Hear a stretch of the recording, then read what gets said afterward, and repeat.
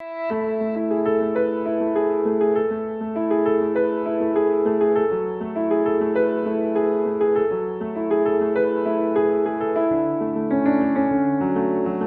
everybody. Myself Azhar Ansari, Radio Imaging Technologies. As you know, આજે આપણે થોડુંક radiation protection વિશે અને એના હેઝાર્ડ્સ વિશે સમજીશું, ડિસ્કસ કરીશું. રેડિયેશન પ્રોટેક્શનમાં ટોપિક છે, આપણા ઇન્ટ્રોડક્શનમાં જઈએ તો રેડિયેશન છે, યુનિટ છે, સોર્સિસ છે, effect of radiation, dose equivalent limits, radiation protection, ALARA, dose limits અને પર્સનલ પ્રોટેક્શન. એટલે એમાં કે જેટલા એને ડોઝના યુનિટ કયા કયા હોય છે અને શેમાં માપવામાં આવે છે એ આપણે ફર્ધર આગળના ટોપિકમાં ડિસ્કસ કરીએ.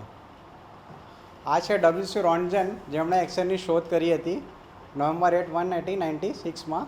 તમે જોઈ શકો છો આ એમને જે ફર્સ્ટ એક્સરે જે લીધો હતો એમના મિસિસનું વેડિંગ એનિવર્સરી વખતનું આ એક ઇમેજ છે જે ફર્સ્ટ છે, જે તમે જોઈ શકો છો. એટલે આ દાઢીવાળા બાવા કોણ છે એ ખ્યાલ આવે. આ આપણા જે ડિસ્કવર જેણે કરી, એક્સરેની શોધ કરી, ફાધર ઓફ એક્સરે એવી રીતે વખણાય છે. હવે ઇલેક્ટ્રોમેગ્નેટિક સ્પેક્ટ્રમ છે, જેમાં ગામા રેસ છે, એક્સરેસ છે, ultraviolet, visible light, infrared, microwaves અને રેડિયો વેવ્સ. આમાં ગામા રેસ, એક્સરેસ જે છે એ ઇલેક્ટ્રોમેગ્નેટિક સ્પેક્ટ્રમથી બીજા કરતાં જે બીજા બધા રેસ છે એનાથી ડિફર છે, અલગ છે. જેમ કે વિઝિબલ લાઇટ છે, આ તમે જોઈ શકો છો. વિઝિબલ લાઇટ, ટ્યુબલાઇટ હોય એ દેખાતી હોય, બરાબર છે, એ પેનિટ્રેટ કરી શકતા નથી બોડીને. તમારી હ્યુમન બોડીને પેનિટ્રેટ ના કરે, એટલે આરપાર ના જઈ શકે.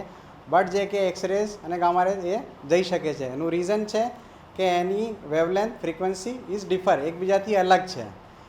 વિઝિબલ લાઇટ છે, ટ્યુબલાઇટથી એની વેલોસિટી અને વેવલેન્થ અલગ છે, એના લીધે એ આરપાર જઈ શકે છે. સપોઝ કે એક પેનેટ્રેટ ડિસ્ટન્સિંગનો એક ઇમેજ છે, તમે જોઈ શકો છો કે આલ્ફા છે એ પેપરને પાર ના કરી શકે, બીટા છે એ પ્લાસ્ટિક સુધી પેપરને પાર કરી શકે, પ્લાસ્ટિકને ના કરી શકે. ગામા એક્સરેસ છે એ પ્લાસ્ટિક પેપરને પાર કરી શકે, પણ લેડ જે છે લેડને પાર ના કરી શકે. સિમિલરલી ન્યુટ્રોન માટે છે. What is radiation? Radiation is energy emitted from unstable atoms. Radiation can be on the form of subatomic particles or electromagnetic radiation, X-ray and gamma rays. Radiation that is energetic enough to change the chemistry of targeted it is called ionizing radiation. એટલે x ray ને ionising radiation કેમ કહીએ છીએ કે તમારી બોડીમાંથી જે pass થાય એટલે જ રહેલા સેલની કેમિકલ બોન્ડિંગ ચેન્જ પણ કરી શકે છે, એટલે એને આયોનાઇઝિંગ રેડિયેશન કહીએ છીએ. જેમ કે નોન આયોનાઇઝિંગ રેડિયેશનના સિમ્બોલ તમે જોયા છે, રિલાયન્સના જે મોટા ટાવર હોય એના ઉપર નોન આયોનાઇઝિંગ રેડિયેશનના સિમ્બોલ મારેલા હોય છે. But it is called ionizing radiation. It is harmful. X-ray and gamma rays are electromagnetic radiation. They have high wavelength and frequency to penetrate. જે રીતે મેં અગાઉ કીધું તમને, એનું એક સિમ્પલ ઇક્વેશન છે.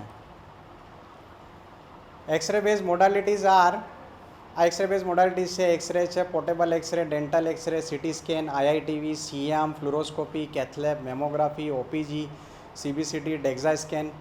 આ બધા એક્સરે બેઝ ઉપર કામ કરે છે. એટલે બધા મોડાલિટીમાં એક્સરે ટ્યુબ એક જ ફંડા ઉપર કામ કરે છે. આ બધા એક્સરે બેઝ મોડાલિટીઝ કહેવાય છે. એ એક્સરે ટ્યુબનું એક ડાયાગ્રામ છે, જે ઇન્ટરનલ કઈ રીતે એનું સ્ટ્રક્ચર હોય કે વન સાઈડ કેથોડ હોય છે ટ્યુબની. જે રીતે મેં કીધું અગાઉ કે બધી આટલી જે અગાઉ મોડાલિટી કીધી એ બધી મોડાલિટીમાં એક્સરે ટ્યુબ હોય છે, બરાબર છે. તો એ એક્સરે ટ્યુબનું એક ઇન્ટરનલ ફંડા એવી રીતના છે, એક સાઈડ કેથોડ હોય છે અને અનધર સાઈડ એનોડ હોય છે. હવે કેથોડનું ઇલેક્ટ્રોન્સ ફિલામેન્ટને હીટ કરવામાં આવે અને એનું બોમ્બાર્ડમેન્ટ થાય. જે રીતે તમે અહીંયા જોઈ શકો છો, એનું બોમ્બાર્ડમેન્ટ રોટેટિંગ એનોડ પર કરવામાં આવે છે.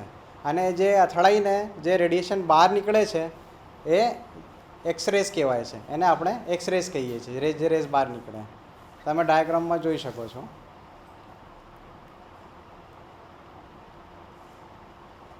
આ ઇમેજ તમે જુઓ છો, આ કયું મશીન છે? Is this machine is dangerous? Which part of emitting ionizing radiation? How can we penetrate, prevent, protect? એટલે આ મશીન ડેન્જરસ છે કે કેમ, એક સવાલ છે. આ એક સીએમ છે જે ઓટીમાં યુઝ થતું હોય, જેમાં એક સાઈડથી રેડિયેશન નીકળે અને અધર સાઈડ એનું ડિટેક્ટર છે જે ડિટેક્ટ કરે, રેડિયેશન ડિટેક્ટ કરે તમને. હવે મેઝરમેન્ટ ઓફ એક્સરે યુનિટ એટલે જે તમે જે રેડિયેશનને માપવાનું એક સાથે, જેમ કે પાણીને તમે લીટરમાં માપો, કોઈ વસ્તુ છે ઘન પદાર્થ છે એને તમે કેજીમાં ગ્રામમાં માપો, એ રીતે રેડિયેશનને માપવાના યુનિટ્સ છે આ બધા, બરાબર છે. મિલીસીવાટ, એમઆર છે, ગ્રે છે, રેમ છે, અલગ અલગ એના યુનિટ્સ છે. પણ આપણે હાલ પૂરતું જે એબ્સોર્બ રેડિયેશન ડોઝ, આપણે કેટલું રેડિયેશન એબ્સોર્બ થઈ રહ્યું છે એ ટીએલડીના માધ્યમથી આપણે મિલીસીવટ અને સીવટમાં જ એ યુનિટને આપણે કેપ્ચર કરીશું, એટલે ધ્યાનમાં રાખીશું. આપણે મિલીસીવટ અને સીવટમાં ધ્યાનમાં રાખીને આપણે આગળ વધીશું. એ હું આગળ આપને સમજાવું છું. આપણું એફોર્ડેબલ ડોઝ, કેટલું એફોર્ડેબલ ડોઝ જે છે એસ પર AERB એ 30 મિલીસીવટ પર યર છે. એટલે કોઈપણ રેડિયેશન વર્કર આખા વર્ષમાં મેક્સિમમ 30 મિલીસીવટથી વધારે રેડિયેશન ખાધેલું ના હોવું જોઈએ. જો 30 મિલીસીવટથી વધારે જો એને રેડિયેશન લાગ્યું હોય તો they have to work out of radiation area, એટલે એને રેડિયેશન એરિયાથી દૂર રહેવું પડે. For general population you should not exceed more than 1 millisievert per year. એટલે જનરલ પોપ્યુલેશન પેશન્ટના સગા છે કે એમના માટેની આ એક મિલીસીવટની આ યુનિટની લિમિટ છે. હવે આપણે ડિસ્કસ કરીશું મેન મેડ અને બેકગ્રાઉન્ડ રેડિયેશન. બેકગ્રાઉન્ડ રેડિયેશનમાં એક્સટર્નલ સોર્સિસ અને ઇન્ટરનલ સોર્સિસ. એક્સટર્નલ સોર્સિસમાં કેવા છે કે જે કોસ્મિક રેસ છે, જે સનરેઝમાંથી તમને મળે, primary cosmic ray, high energy protons છે, આલ્ફા પાર્ટિકલ છે, બરાબર છે. નેચરલિટી રેડિયેટિવ મટીરિયલ્સમાં occurs everywhere in earth crust, uranium, thorium, highest in Kerala. એટલે જે કોસ્મિક રેઝમાંથી જે રેડિયેશન મળે, જે જમીનના અર્થમાંથી યુરેનિયમ, થોરિયમમાંથી જે radiation, it's all are called natural radiations, બરાબર છે. જે આપણને હવે સિમિલરલી જે છે આર્ટિફિશિયલ રેડિયેશન, આર્ટિફિશિયલ જે માણસે બનાવેલા છે એવા. માણસે બનાવેલા કયા છે કે medical and dental X-ray, occupational X-ray, radio nucleoid, આવા બધા જે છે માણસે બનાવેલા એ આર્ટિફિશિયલ રેડિયેશન કહેવાય.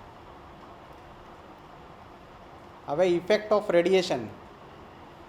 ઇફેક્ટ ઓફ રેડિયેશનને આપણે બે ભાગમાં વહેંચી શકાય, ડિટર્મિનિસ્ટિક ઇફેક્ટ અને સ્ટોકેસ્ટિક ઇફેક્ટ. એટલે જે રેડિયેશનની બાયોલોજિકલ ઇફેક્ટ છે એને બે ભાગ કરીશું, ડિટર્મિનિસ્ટિક ઇફેક્ટ અને સ્ટોકેસ્ટિક ઇફેક્ટ. એક સાદી ભાષામાં હું કહીશ તમને આ બધું પીપીટી વાંચતા કરતાં. જે ડિટર્મિનિસ્ટિક જે નરી આંખે જોઈ શકાય, જે તમને અમુક ગાળામાં જે રેડિયેશનની અસર દેખાતી હોય એવા ડિટર્મિનિસ્ટિક ઇફેક્ટ, અને સ્ટોકેસ્ટિક ઇફેક્ટ એટલે જે લાંબા ગાળાની રેડિયેશનની ઇફેક્ટ હોય, જેમ કે examples of including cancer, DNA damage, આવા જે સ્ટોકેસ્ટિક ઇફેક્ટમાં આવશે. અને ડિટર્મિનિસ્ટિક ઇફેક્ટ જે તમે જોઈ શકો એવું નરી આંખે. સોમેટિકમાં જેમ કે સ્કિન બર્ન છે, પછી સ્ટોકેસ્ટિકમાં જે છે કે કેન્સર છે.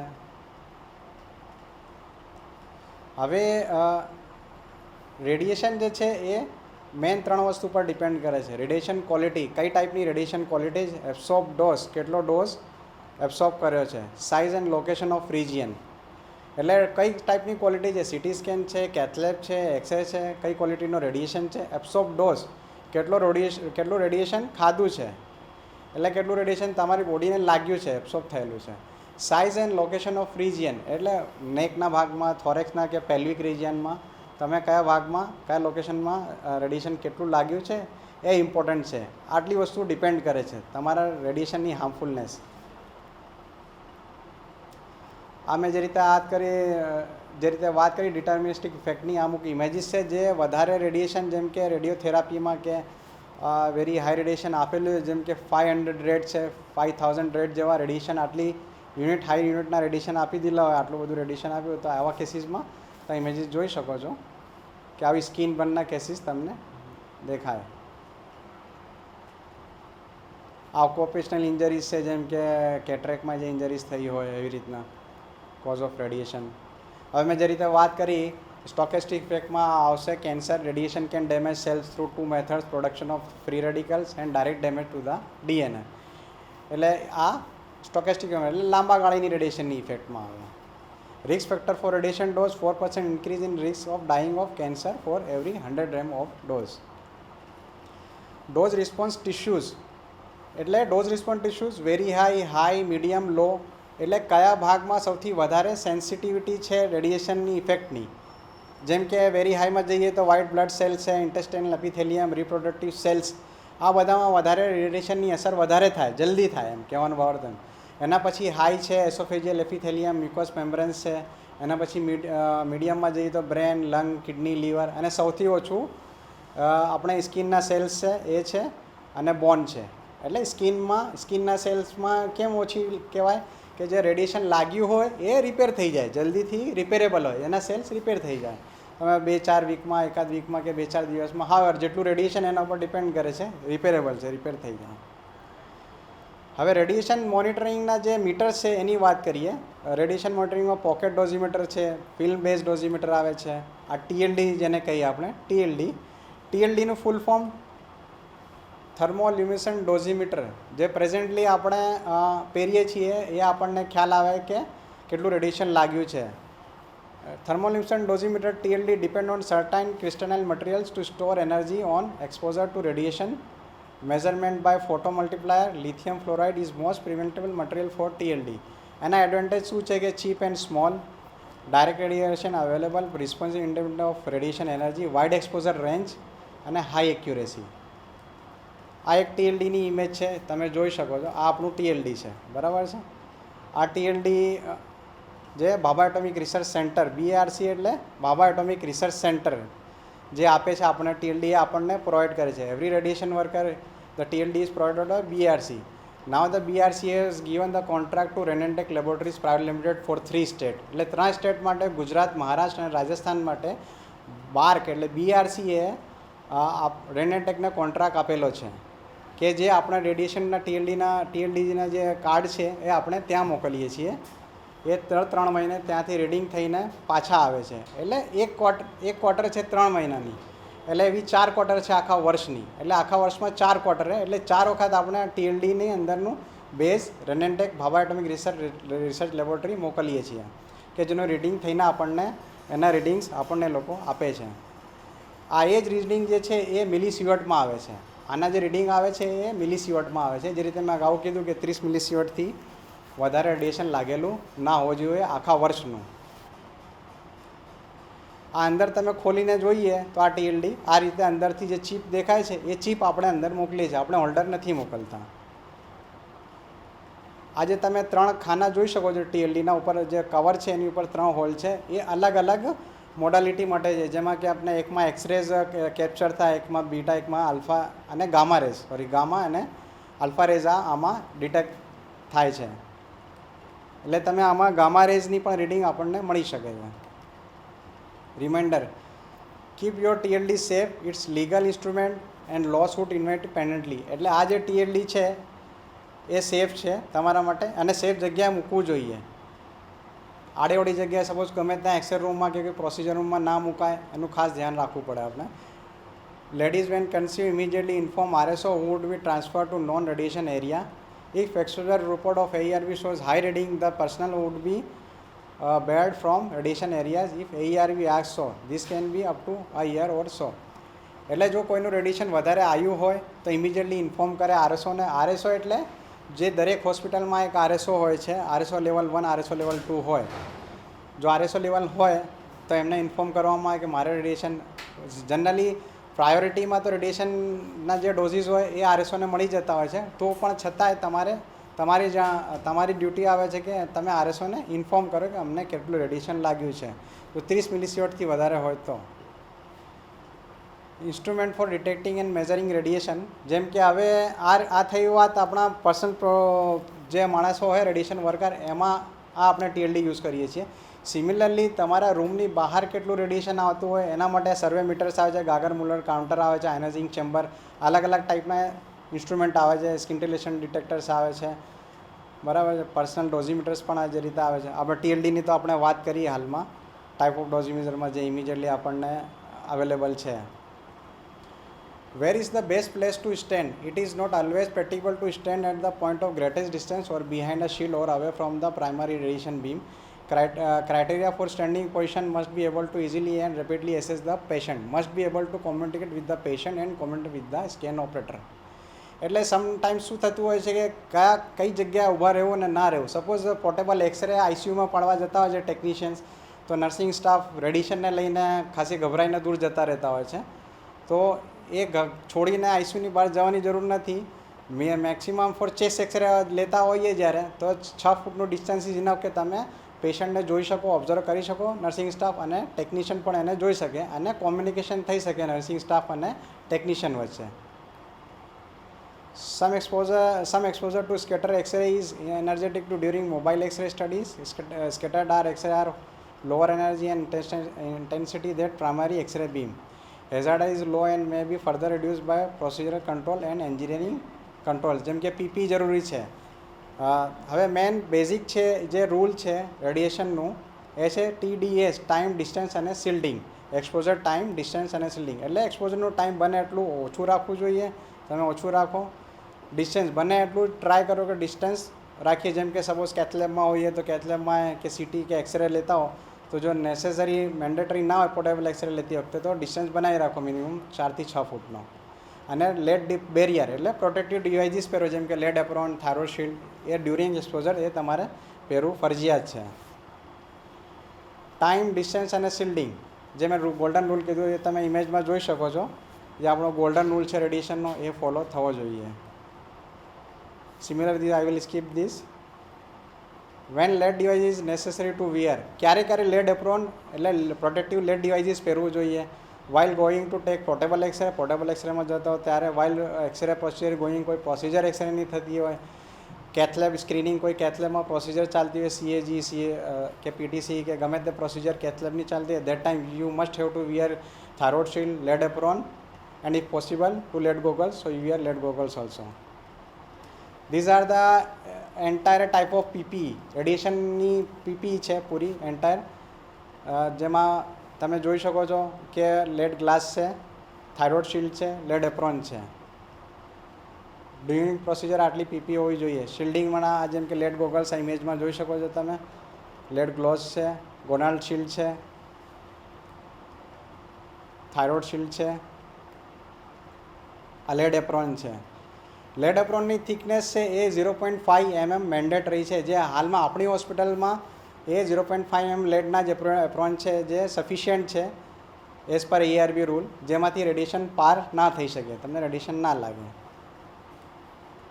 આ એક લેડ પાર્ટીશન છે જે એક્સરે રૂમ કે પ્રોસિજર રૂમમાં હોય. આ થાઇરોઇડ શિલ્ડ, થાઇરોઇડ ગોનાલ, તમારા થાઇરોઇડ ગોનાલ થાઇરોઇડ ગ્લાન્ડ્સ છે એના પ્રોટેક્શન માટે થાઇરોઇડ શિલ્ડ.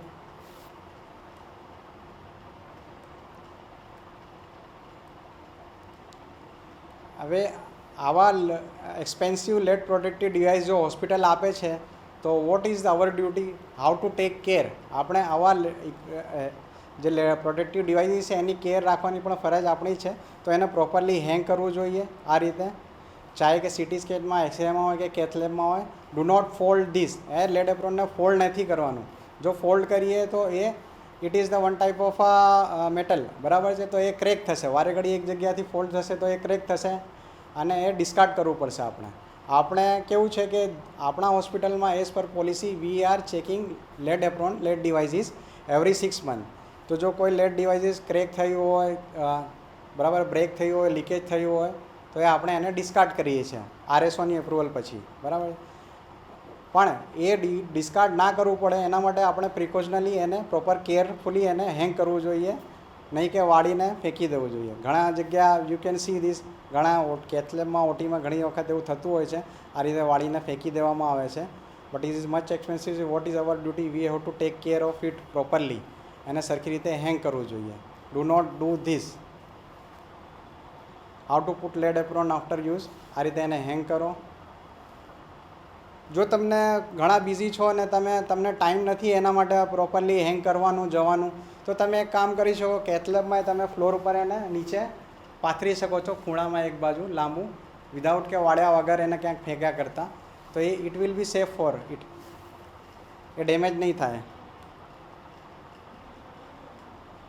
વેર ટુ વિયર TLD, TLD પહેરવું ક્યાં? હવે TLD પહેરવાની જગ્યા છે તમારે લેડ એપ્રોનની અંદર, લેડ એપ્રોનની ઉપર કોઈ દિવસ નહીં પહેરાય, કારણ કે આ તમને પોતાને કેટલું રેડિયેશન લાગી રહ્યું છે એ મેજર કરવા માટેનું ડિવાઇસ છે.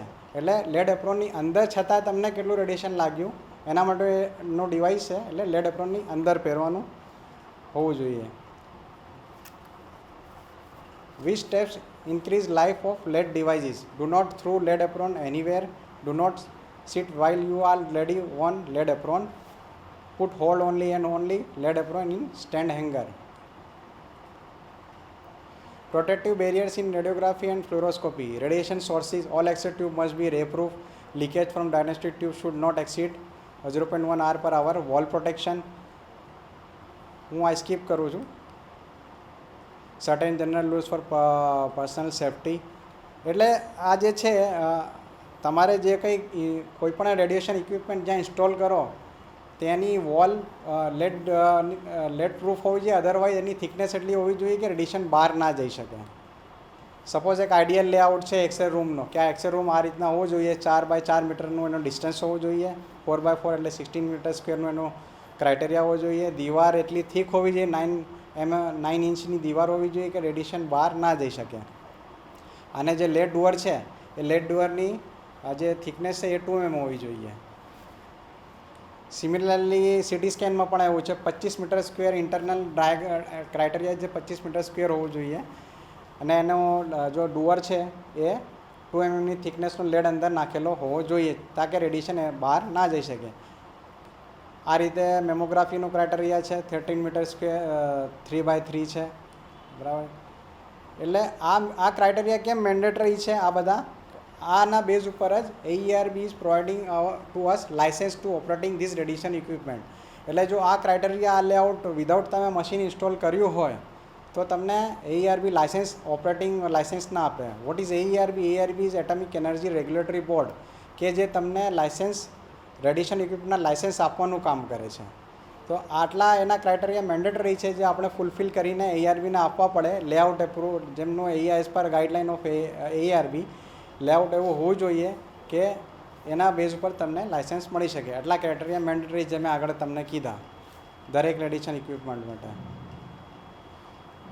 બેઝિક છે એ રૂલ છે એ યાદ રાખવાનું. યુઝ અલારા એઝ લો એઝ રિઝનેબલી એચ્યુએબલ. આ AERB એ ગાઈડલાઇન પ્રમાણે અલારા જે કીધેલું છે એટલે તમે બને એટલું ઓછું રેડિયેશન આપો પેશન્ટને. રેડિયેશન ઓછું આપશો તો એન્ટાયર રૂમમાં રેડિયેશન ઓછું આવશે, બરાબર છે. એટલે એઝ લો રિઝનેબલી એચ્યુએબલ અને એઝ લો એઝ રિઝનેબલી પ્રેક્ટિકેબલ બંને. હવે ડાયગ્નોસ્ટિક એક્સરે રેડિયેશન વેલ્યુ, આ એક ચાર્ટ છે, એક નોર્મલ ચાર્ટ છે કે તમને જો ચેસ્ટ એક્સરેનું એક એક્સપોઝર આપો તો કેટલું રેડિયેશન લાગે. 0.02 મિલીસીવર્ટ છે એટલું રેડિયેશન લાગે છે, બરાબર છે. એટલે બહુ ઓછું રેડિયેશન છે. કહેવાનો મિલીસીવર્ટમાં એક પેશન્ટને તમે રેડિયેશન આપ્યું એટલે ગભરાઈ જવાની જરૂર નથી કે હવે શું આટલું. એક ચેસ્ટ એક્સરેમાં 0.02 મિલીસીવર્ટ રેડિયેશન છે એ ડાયરેક્ટ પેશન્ટને પ્રાઇમરી લાગે છે. જે સ્કેટર્ડ રેડિયેશન જે અથડાઈને બહાર ગયા હોય બહાર એ બહુ ઓછા હોય એટલે એની એનર્જી 1/4 થઈ જાય. એટલે રેડિયેશન વર્કરને એના માટે ગભરાઈ જવાની જરૂર નથી. But we have to take care of with PPE proper use કરીને we can do our work. Radiogenic health effect are observed in human only at dose in exceed of 10 rem delivered at high dose rates. I will skip this. Have exposure of pregnant patients. In some circumstances the exposure is inappropriate and the unborn child may be at increased risk of harm to health. Prenatal doses from most properly informed. Suppose के prenatal pregnant patients है might be or may be child bearing એજના કોઈ female patient છે તો એની concern લેવી જરૂરી છે because radiation is harmful for the foetus. તો એ તમારે કન્સર્ન લેવી ઓરલી રિટર્નલી એ આપણી ફરજ છે રેડિયેશન વર્કરની. Evaluation of potentially pregnant patients in females or child bearing age an attempt should be made to determine who is or could be pregnant prior to radiation exposure. Who are pregnant or might be, they must inform radiographer or doctor. એટલે in certain cases શું થાય છે કે કોઈ ઘણા વખત એવું થતું હોય છે કે ચાઇલ્ડ બેરિંગ એજની ફિમેલ યંગ પેશન્ટ હોય અને તમે કેથલેબમાં લીધું હોય અર્જન્ટમાં કોઈ પ્રોસિજર માટે કે કોઈ સિટી સ્કેન માટે ટ્રોમા કેસીસ હોય. But before taking in the procedure it is our duty two confirm they are pregnant or not.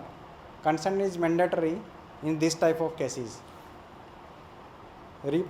I will skip this. Take home messages. ખાસ કરીને જે તમારે યાદ રાખવાના જે છે રેડિયેશન સેફ્ટીના જે પોઈન્ટ છે, radiation is hazardous and it is preventable. Preventable એટલે હેઝાર્ડસ તો છે પણ ગભરાઈ જવાની જરૂર નથી. આપણે પ્રિકોશન લેવું જરૂરી છે. Protect your self with lead armour and be warrior. Remain away 10 feet if you can, એટલે 6 થી 10 ફૂટ તમે દૂર ઊભા રહો. It is safe. Pregnancy remain અવે, જો કોઈ પ્રેગ્નન્ટ સ્ટાફ છે તો એમને પણ આરએસઓને ઇન્ફોર્મ કરવાની ફરજ છે કે પ્રેગ્નન્સીમાં કોઈ ફિમેલ સ્ટાફ આવ્યું હોય તો they have to inform to RSO. જો RSO will decide, hospital RSO will decide એમને ક્યાં ડ્યુટી આપવી, રેડિયેશન એરિયાથી દૂર ડ્યુટી આપવી. Take care of every one in OT. Suppose જ્યાં સીએમ યુઝ થતો હોય ત્યાં ઓલ્ટરનેટિવ એક જ સ્ટાફ ઓટી સીએમ જોડે એટેચ ના રહે એનું ધ્યાન રાખવું. Alternative staff have to operate C-arm. Do not forget the golden rule of TDES, time, distance અને શિલ્ડિંગ. આ ખાસ યાદ રાખવાનું, આ ગોલ્ડન રૂલ છે. હવે એક બીજી વસ્તુ એ હું કહેવા માગું છું કે જે આપણા રેડિયેશન ઇક્વિપમેન્ટ છે, CT scan, cath lab, x-ray, portable, જેટલા રેડિયેશન ઇક્વિપમેન્ટના બધાના QA ટેસ્ટ થવા જરૂરી છે એઝ પર ARB ગાઈડલાઇન. એટલે દર 2 વર્ષે એનું ક્વોલિટી એશ્યોરન્સ ટેસ્ટ થવો જોઈએ. ક્વોલિટી એશ્યોરન્સ ટેસ્ટમાં શું હોય કે કેટલું રેડિયેશન ટ્યુબની બહાર આવે છે કે રૂમની બહાર જાય છે, કે પ્રોપર તમે જેટલું રેડિયેશન પેશન્ટને આપી રહ્યો છો એટલું જ જાય છે, વધારે તો નથી જતું. એ ક્વોલિટી એશ્યોરન્સ ટેસ્ટના રિપોર્ટ પરથી ખબર પડે કે મશીન પ્રોપર કામ કરી રહ્યું છે. Which QA test is mandatory within a 2 year as per ARB guideline. એ ધ્યાન રાખવાનું. ARB who is providing the licence. Okay. If the human will not understand the responsibility, the disaster is not far off. એટલે આપણે સમજવાનું છે radiation વિશે અને એની care લેવાની છે. પ્રોપર યુઝ કરવાનું છે PPE. Thank you every students. આ 10 ક્વેશ્ચન છે, આ આપણે જેટલી પણ ડિસ્કસ કરી રેડિયેશન સેફ્ટી વિશે એના બેઝ ઉપર જ આ 10 ક્વેશ્ચન તમારે આના આન્સર આપવાના છે. આપણા જે હોસ્પિટલની જે આ ડિપાર્ટમેન્ટની એક વેબસાઇટ છે radiology@university.rc.org કરીને, એના ઉપર તમે આ તમારા આન્સર મોકલવાના રહેશે. દરેક સ્ટુડન્ટે પોતાનું નામ, કોર્સનું કયા કોર્સમાં છો પ્રોપરલી એની ડિટેલ સાથે મેલ કરવાનું રહેશે આન્સર. આ 10 ક્વેશ્ચન એના ડિસ્પ્લે પર મૂક્યા છે, એના આન્સર તમારે આપવાના રહેશે.